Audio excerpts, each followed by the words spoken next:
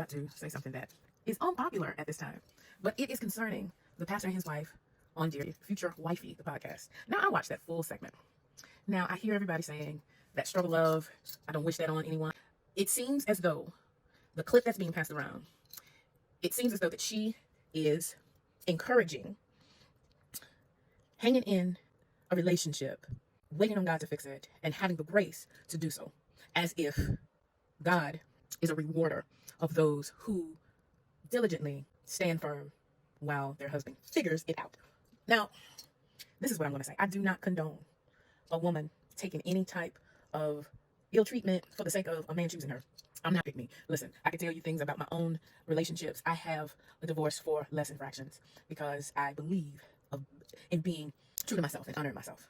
That's that. So I want to say that before I say. I understood what the lady was saying.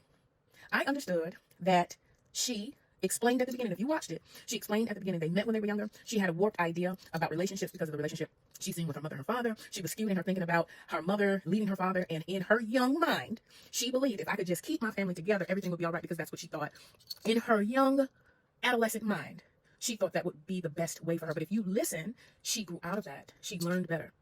I do not believe, in all honesty, I didn't hear her encouraging anyone else to do that, nor did I hear her saying that was God's grace for her to go through those things because God has given it to her in that way, because she's spiritually, she is strong enough to handle it, and that's what she had to go through as a wife. I didn't hear that. What I heard her say is, maybe she did not explain it fully. I believe she was equating the grace of God with the ability to go through that tumultuous situation, relationship, because of her upbringing. I do believe that she thinks that it was God formed the perfect storm between this man and her. They were the perfect couple based on their backgrounds to deal with whatever they were dealing with. And I feel sort of bad because I feel like people are jumping down this lady's throat. Now, granted, when she said to the host, when he said, "What are you going to say to the women that's going to sort of ask, this is struggle love, I don't want that," and then she responded, "Well, that's why you're single." Now, I think that's probably what messed up, that turned the conversation and made it a little bit antagonistic. And I think that is what sort of rubbed a lot of people wrong. But I'm going to say, I am not a pick-me. I understand what she was saying. There are some situations that I can deal with, that I, based on my background, I can deal with, that somebody else can deal with. I would not dare tell someone to follow me, because our journeys are different. But what is good for you and what you can handle, I can't pick up your cross. And when I heard that lady saying that was a cross that she decided to pick up, and she's glad, based on how things turned up for her, she's glad that she picked up that particular cross. And they're laughing about it. I didn't get offended. I'm wondering, why is everybody offended? Because let's look at it this way: when women, and it is sort of cringy when the pastor was like, she wasn't my type. However, women do it all the time.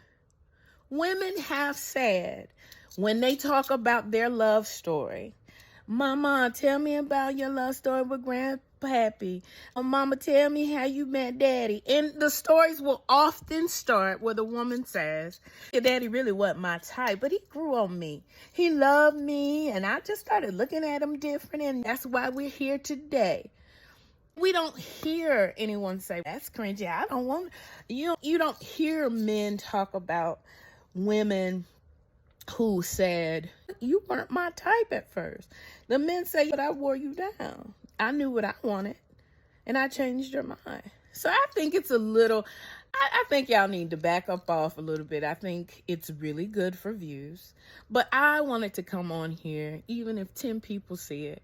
I have to say, I do not believe that this woman should have gotten that much flack for her story. Now, saying that a woman is single because, assuming that's what she was saying, a woman is single because she doesn't put up with a cheating spouse, I don't think that's what she meant, but it does sound like that. But I do believe that she is saying women nowadays will leave for the slightest infraction without praying about it, not going to God about it like she did. That was her journey. To some extent, there are some things that we do. Hey, red flag, it looked like a pink flag, and we're out the door. But when you have been, I believe, placed with your spouse, there are some things that you have to go to God about. You're going to have to pray about, because they're two imperfect people.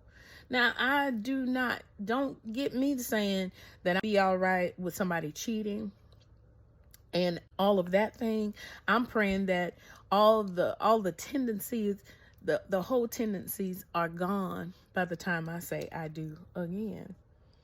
However, that was that lady's journey. And I think y'all need to ease up on her a little bit, because for the record, lady, pastor's wife, I understood what you were saying. I am a little bit more mature than a lot of the people that are giving a lot of the feedback, but I did understand what you were saying. However, that's their story, and I think it's important that you learn for your own story. You got to determine what you're willing to do. She had her choice, and you have to choose yours. So take that for what it is.